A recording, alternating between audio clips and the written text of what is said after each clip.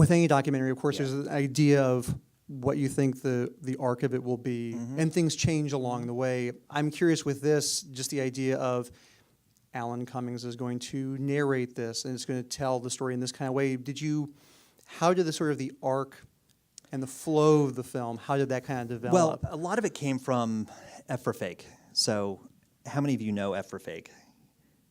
All right. So those of you who haven't seen it, your homework assignment is to go get the Criterion Collection F for Fake DVD. It's actually 2 DVDs.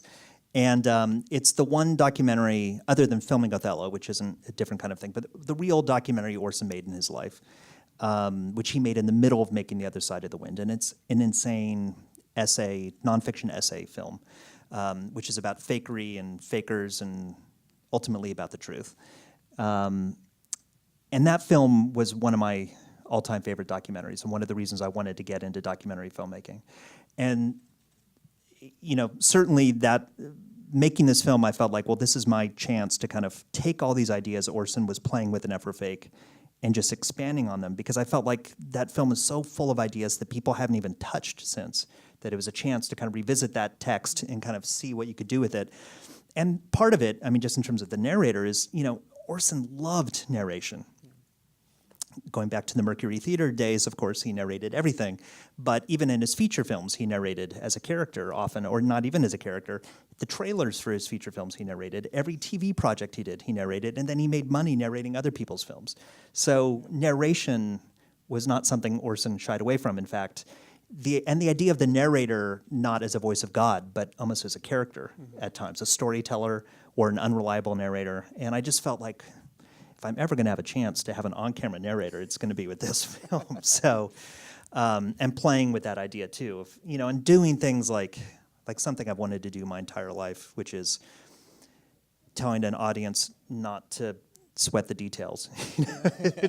You always feel that as a filmmaker. It's like you want to explain things, but then the audience gets caught up in them. And it's like, what if we just tell the audience not to pay attention to that? Like, just go with it, you know. Well, you know, along with the F for Fake, it's like, I love that in the movie, people contradict other people in terms of how events played out.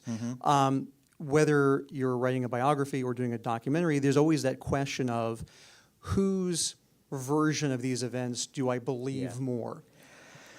Yeah, I mean, I love that.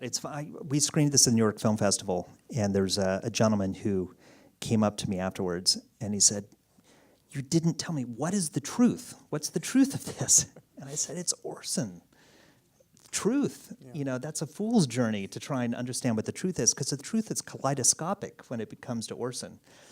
And I can't tell you how many people I interviewed who were emphatically, believed emphatically that Orson thought one thing and the next person believed emphatically that Orson believed the exact opposite of it, again and again and again. And I came to really believe that it's because Orson believed contradictory things all the time. At lunch, he believed one thing, and at dinner, he believed the exact opposite. I mean, after all, he was an actor. And I think in whatever situation he was in, depending on his mood and the weather and who he was talking to, he would completely contradict what he had said just moments before. And that was very much Orson.